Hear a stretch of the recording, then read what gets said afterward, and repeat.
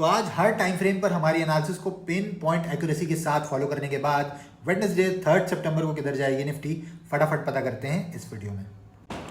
तो दोस्तों हमेशा की तरह एनालिसिस की शुरुआत करते हैं निफ्टी के डेली चार्ट से। इससे पहले मैं एनालिसिस में आगे बढ़े, अगर आप इस पे पहली बार आए तो फॉलो करना मत भूलिएगा ऐसी धमाकेदार डेली मार्केट एनालिसिस वीडियोस के लिए।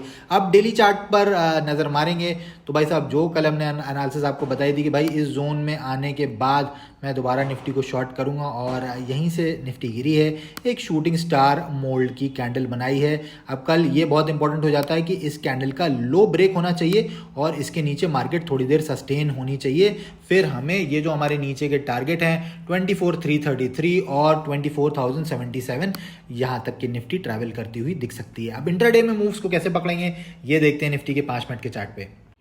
दोस्तों अब हम आ चुके हैं निफ्टी के 5 मिनट के चार्ट पे और आज की एनालिसिस अगर आपको हमारी याद होगी तो हमने आपको कल क्या बताया था कि भाई साहब अगर निफ्टी गैप अप खुलती है तो वेट करिएगा रिट्रेसमेंट का, कहाँ तक के 24,634 के लेवल का।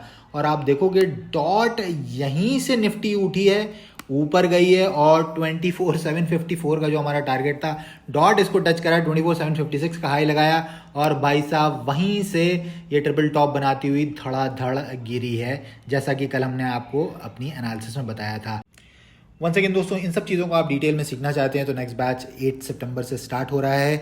अगर आप हवा में तीर मार रहे हैं तो सीख कर काम करिए, भले ही आपको कोई और इस तरह से बताता हो तो उससे सीखिए, बट सीख कर ज़रूर काम करिए, हवा में तीर मत मारिए।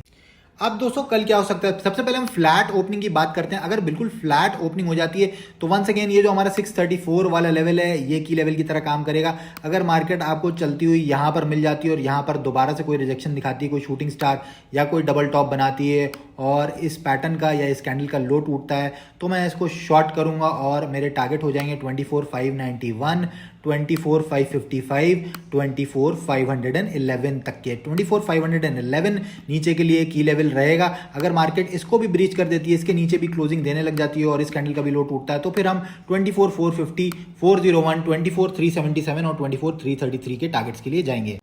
अब मान लीजिए फ्लैट या छोटा सा गैप डाउन ओपनिंग हमें मिलती है और मार्केट नीचे आ जाती है 24,511 पे, तो यहाँ आपको देखना है मार्केट कर कह रही है। अगर यहाँ पर कोई मार्केट बुलिश सिग्नल देती है और ये जो आज का लो है दोबारा इसके ऊपर जाके क्लोज कर जाती है कैंडल और इसका भी हाई निकलता है तो पहले हम ऊपर के टारगेट्स के लिए जाएंगे 24,555, 591 और 634 तक के। यहाँ पर फिर से वही एनालिसिस फॉलो करेंगे जो मैंने आपको अभी बताई है और अगर 511 के नीचे डायरेक्टली मार्केट आ जाती है तो फिर शॉर्ट करेंगे फॉर द सेम नीचे के टारगेट्स जो आपको बताएं।